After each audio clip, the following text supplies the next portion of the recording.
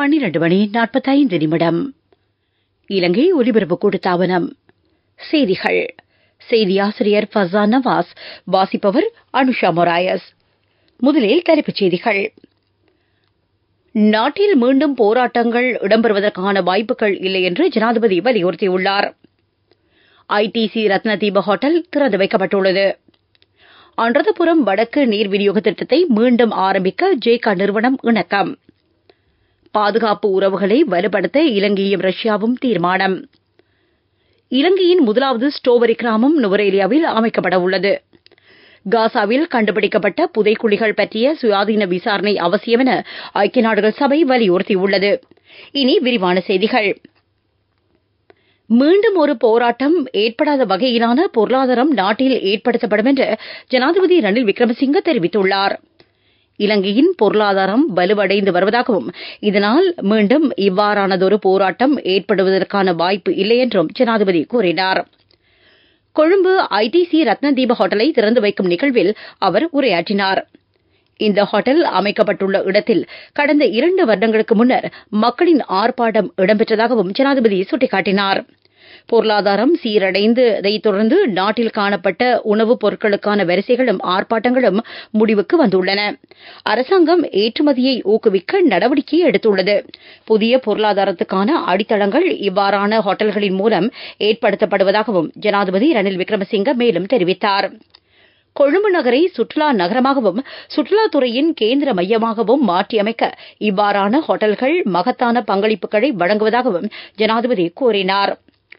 பிரதமர் தினேஷ் குணவர்தன, முன்னாள் ஜனாதிபதிகளான சந்திரிகா பண்டாரநாயக்க குமாரதுங்க, கோட்டாபய ராஜபக்ஷ, இலங்கைக்கான இந்திய உயர்ஸ்தானிகர் சந்தோஷ் ஜா, ஐடிசி ஹோட்டலின் முகாமைத்துவ பணிப்பாளர் சஞ்சீவ் பூரி ஆகியோர் இந்த நிகழ்வில் கலந்து கொண்டார்கள்.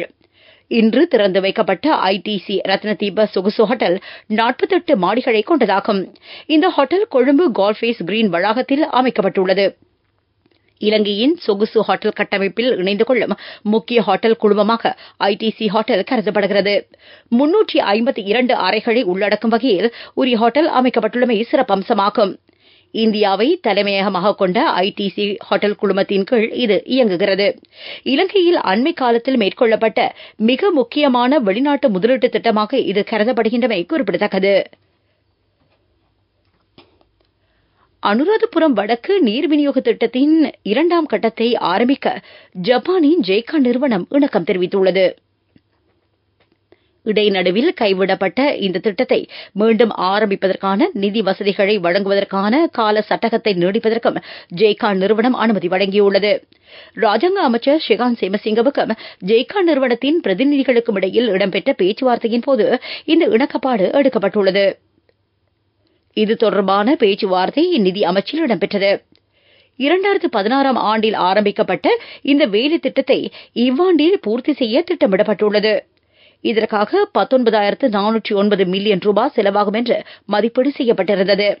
அனுராதபுரம் மாவட்டத்தில் பதவிய ஹொரவபொத்தான கஹாடகஸ் திகிலிய கேபிட்டிகொல்லாவா ஆகிய பிரதேச செயலாளர் பிரிவுகளில் வசிக்கும் 50,000 குடும்பங்களுக்கான குடிநீர் வசதியை வழங்கும் நோக்கத்தோடு இந்த வேலைத்திட்டம் நடைமுறைப்படுத்தப்படுகின்றமை குறிப்பிடத்தக்கது.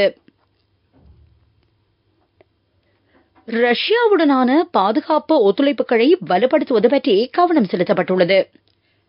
பாதுகாப்பு அமைச்சின் செயலாளர் ஜெனரல் கமல் குணரட்ன ரஷ்ய பாதுகாப்பு பேரவையின் செயலாளர் நிக்கலாய் பெட்சேவுடன் இதுபற்றி கலந்துரையாடியுள்ளார்.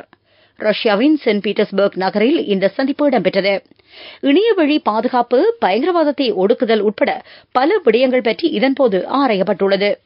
சர்வதேச அரங்கில் ரஷ்யா இலங்கைக்கு வழங்கும் ஒத்துழைப்புகளை பாதுகாப்பு செயலாளர் இதன்போது பாராட்டி பேசினார்.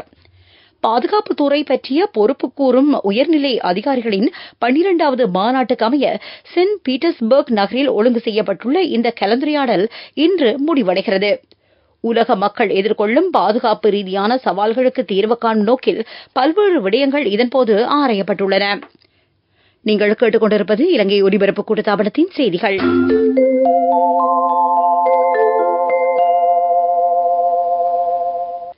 அரசாங்கத்தின் வருமானத்துக்காக சுங்கம், இறைவரி, மோட்டார் வாகன போக்குவரத்து ஆகிய திணைக்களங்கள் நீண்ட காலமாக ஒத்துழைப்பு வழங்கி வருவதாக அமைச்சர் கலாநிதி பந்துல குணவர்த்தன தெரிவித்துள்ளார்.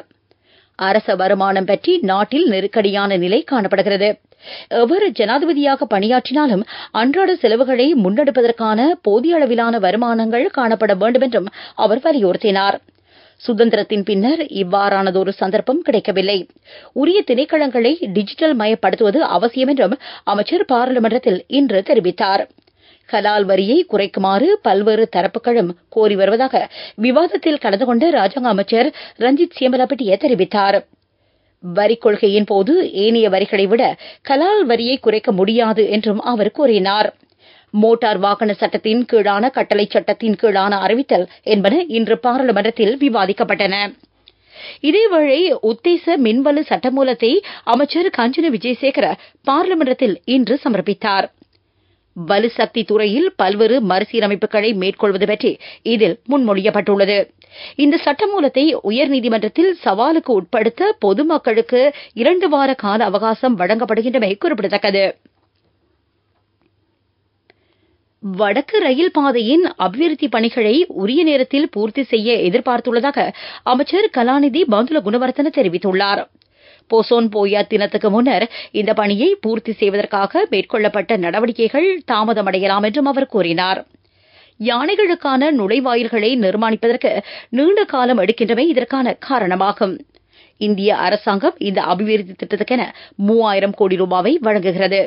போசோன் போயா தினத்தன்று அனுராதபுரம் நகருக்கான விசேட பஸ் சேவைகள் மேற்கொள்ளப்பட உள்ளதாகவும் அமைச்சர் கலாநிதி பந்துல குணவர்த்தன மேலும் தெரிவித்தார்.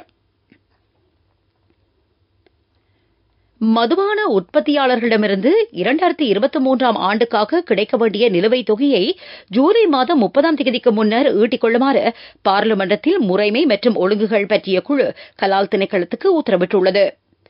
2023ஆம் ஆண்டுக்கான நிலுவைத் தொகை 1.1 பில்லியன் ரூபாவாக மதிப்பீடு செய்யப்பட்டுள்ளது. முறைமை மற்றும் ஒழுங்குகள் தொடர்பான பாராளுமன்ற குழு தலைவர் பாட்டலி சம்பிக்க ரணவக்க தலைமையில் இடம்பெற்ற இந்த கூட்டத்தொடரின் போது இதுபற்றி கவனம் செலுத்தப்பட்டது. மதுபான அனுமதி பத்திரத்தை வழங்கும் போது உற்பத்தி கொள்ளளவுக்கு அமைவாக உரிய கட்டுப்பணத்தை தீர்மானிக்குமாறும் இதன்போது பணிப்புரை வழங்கப்பட்டது. அத்தியாவசிய உணவுப் பொருட்களின் மூலம் கிடைக்க வேண்டிய லாபங்களை ஈட்டும் தரப்பினரை அடையாளம் காண்பதற்காக நுகர்வோர் அதிகார சபையின் மூலம் கருத்து கணிப்பு ஒன்று நடத்தப்பட வேண்டும் என்றும் இதன்போது வலியுறுத்தப்பட்டது. இலங்கையில் சர்வதேச தேயிலை மாநாடு ஜூலை மாதம் 24ஆம் தேதி முதல் 26ஆம் தேதி வரை கொழும்பில் இடம்பெறவுள்ளது. சர்வதேச தேயிலை தராதர அமைப்பின் தொழில்நுட்ப பிரிவு 34வது தடவையாகவும் இதனை ஒழுங்கு செய்துள்ளது. 45 நாடுகளின் பிரதிநிதிகள் இதில் பங்கேற்கவிருக்கிறார்கள். தேயிலை உற்பத்திக்கு தேவையான பல்வேறு தேயிலை உற்பத்தி சந்தைகளின் சர்வதேச தராதரம் பற்றி இதன்போது ஆராயப்பட உள்ளமை குறிப்பிடத்தக்கது. பிரதான செய்தி வழங்குவோர் ஒவ்வொரு வீட்டிலும் இருக்க வேண்டிய வீட்டு வைத்தியர் சித்தாலேப. கல்வி பொதுத்தராதர பத்திர சாதாரண தர பரீட்சையை இலக்காக கொண்டு நடத்தப்படும் பகுதி நேர வகுப்புகள் செயலமர்வுகள் என்பன இம்மாதம் 30ஆம் தேதி நள்ளிரவோடு முடிவடைய வேண்டும் என்று பரீட்சைகள் திணைக்களம் அறிவித்துள்ளன. இதனை மீறி செயற்படுவோருக்கு எதிராக கடுமையான நடவடிக்கை எடுக்கப்படும் என திணைக்களம் அறிவித்துள்ளது. இம்முறை கல்வி பொதுத்தராதர சாதாரண தர பரீட்சை மே மாதம் 6ஆம் தேதி முதல் 15ஆம் தேதி வரை இடம்பெறவுள்ளது. இதேவேளை உயர்தர பரீட்சையின் பெறுபேறுகளை அடுத்த மாதம் நடுப்பகுதியில் வெளியிட திட்டமிட்டுள்ளதாகவும் பரீட்சைகள் திணைக்களம் அறிவித்துள்ளது.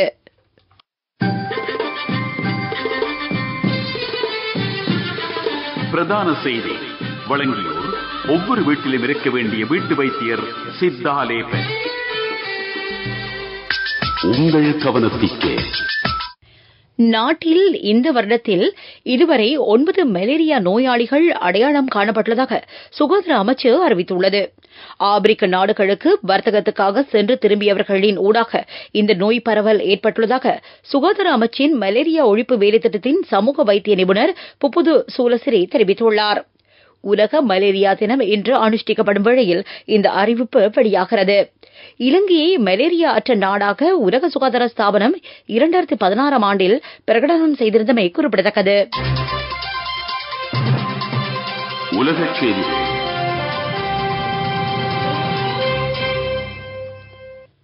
அமெரிக்கா யுக்ரைனுக்கு நீண்ட தூரம் சென்று தாக்கக்கூடிய ஏவுகணைகளை ரகசியமான முறையில் வழங்கியிருக்கிறது.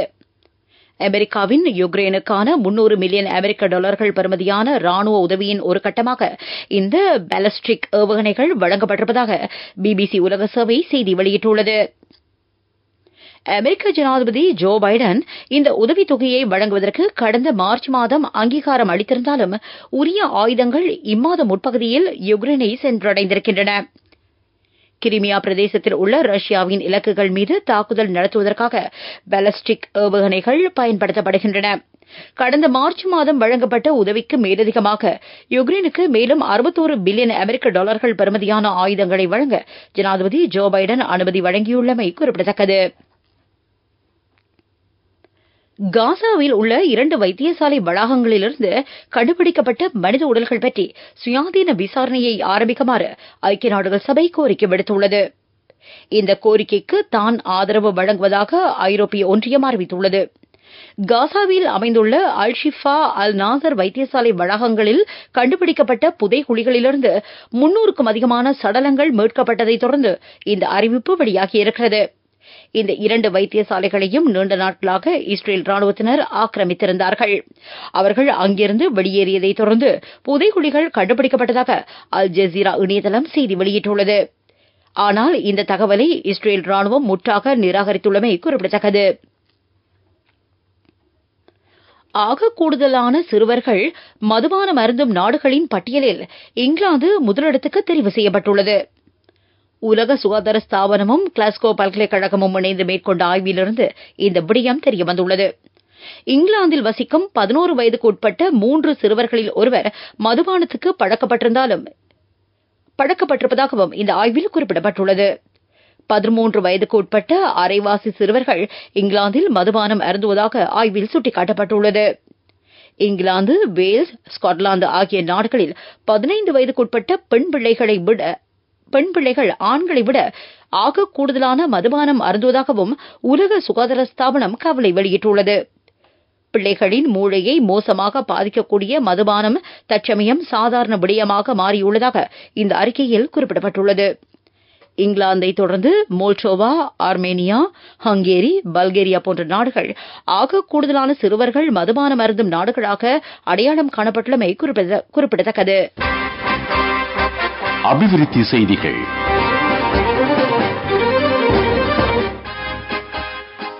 இலங்கையில் நகர அபிவிருத்தி பற்றிய திட்டங்களை வகுப்பதற்கென சிங்கப்பூரை சேர்ந்த 12 நிபுணர்களை உள்ளடக்கிய குழு கொழும்புக்கு விஜயம் செய்துள்ளது. இந்த குழுவின் அங்கத்தவர்கள் திருகோணமலை, ஹம்பாந்தோட்டை உட்பட பல்வேறு நகரங்களுக்கும் விஜயம் செய்யவிருக்கிறார்கள்.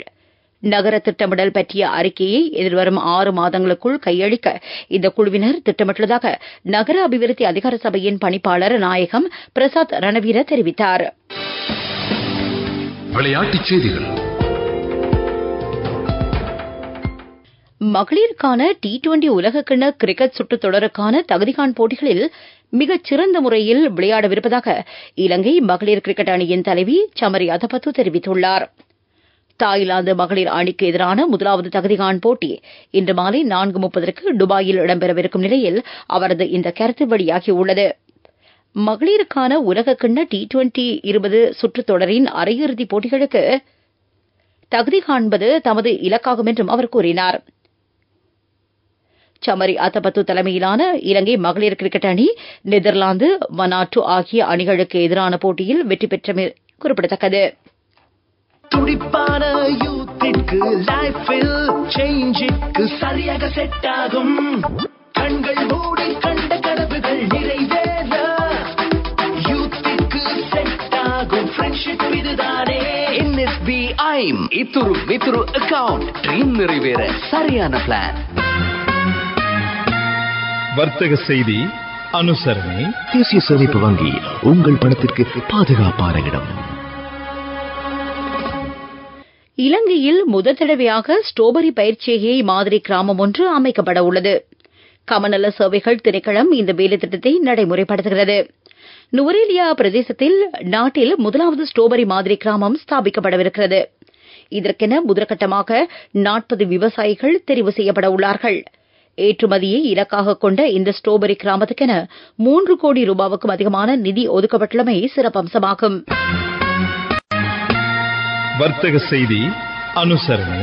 தேசிய சேமிப்பு வங்கி உங்கள் பணத்திற்கு பாதுகாப்பான துடிப்பான யூத்திற்கு லைஃபில் சேஞ்சுக்கு சரியாக செட் ஆகும். கண்கள் மூடி கண்ட கனவுகள் நிறைவேற யூத்திற்கு செட் ஆகும் ஃப்ரெண்ட்ஷிப் இதுதானே. NSBI இத்துரு மித்துரு அக்கவுண்ட் ட்ரீம் நிறைவேற சரியான பிளான். பொருளாதார செய்திகள். சர்வதேச நாடுகளுக்கிடையிலான நெருக்கடிகளின் மூலம் இலங்கையின் தேயிலை ஏற்றுமதிக்கு இதுவரை பாதிப்பு ஏற்படவில்லை என இலங்கை தேயிலை வர்த்தகர்கள் சங்கத்தின் தலைவர் சஞ்சய ஹேர தெரிவித்துள்ளார். நாட்டின் தேயிலைக்கு நிலவும் கிராக்கி, யுக்ரைன், ரஷ்ய மோதல், மத்திய கிழக்கில் ஏற்பட்டுள்ள பதற்றம் என்பவற்றினால் குறைவடையவில்லை என்று அவர் சுட்டிக்காட்டினார். கொழும்பில் நேற்று இடம்பெற்ற நிகழ்வு ஒன்றில் கலந்து கொண்டு அவர் கருத்து வெளியிட்டார். காலநிலை அறிக்கை. மேல் சபரகமுவ, மத்திய, வடமேல், தென் மாகாணங்களில் இன்று பிற்பகல் 2 மணிக்கு பின்னர் மழை அல்லது இடியுடன் கூடிய மழை பெய்யும் சாத்தியம் காணப்படுவதாக வளிமண்டலவியல் திணைக்களம் தெரிவித்துள்ளது. காலியிலிருந்து ஹம்பாந்தோட்டை, மாத்தறை ஊடாக பொத்துவில் வரையிலான கடல் பிரதேசத்தில் காலை வேளையிலும் மழை பெய்யலாம். இதேவேளை வடக்கு, வடமத்திய, மேல் சபரகமுவ, கிழக்கு, தென், வடமேல் மாகாணங்களிலும் மொனராகரை மாவட்டத்திலும் மனித உடலுக்கு உணரக்கூடிய வகையில் வெப்பம் அதிகரிக்கலாம் என திணைக்களம் எதிர்வு கூறியுள்ளது. இந்த பகுதிகளில் வெப்பநிலை 39 பாகை செல்சியஸ் வரை அதிகரிக்கும் சாத்தியம் காணப்படுவதாக திணைக்களம் எச்சரிக்கை விடுத்துள்ளது. மீண்டும் தலைப்புச் செய்திகள். நாட்டில் மீண்டும் போராட்டங்கள் இடம்பெறுவதற்கான வாய்ப்புகள் இல்லை என்று ஜனாதிபதி வலியுறுத்தியுள்ளார். ஐடிசி ரத்னதீப ஹோட்டல் திறந்து வைக்கப்பட்டுள்ளது. அனுராதபுரம் வடக்கு நீர் விநியோக திட்டத்தை மீண்டும் ஆரம்பிக்க ஜேகா நிறுவனம் இணக்கம். பாதுகாப்பு உறவுகளை வலுப்படுத்த இலங்கையும் ரஷ்யாவும் தீர்மானம். இலங்கையின் முதலாவது ஸ்ட்ராபெரி கிராமம் நுவரேலியாவில் அமைக்கப்பட உள்ளது. காசாவில் கண்டுபிடிக்கப்பட்ட புதைகுழிகள் பற்றிய சுயாதீன விசாரணை அவசியம் என ஐக்கிய நாடுகள் சபை வலியுறுத்தியுள்ளது. இத்துடன் செய்திகள் நிறைவடைகின்றன. நமது செய்திகளை www.newslbc.lk என்ற இணையதளத்திலும் பார்வையிடலாம். செய்தி அறிக்கைகளை SLBC நியூஸ் என்ற யூடியூப் வலைதளத்தில் செவிமடுக்கலாம். நமது அடுத்த பிரதான செய்தி அறிக்கை மாலை 6 மணிக்கு ஒலிபரப்பாகும்.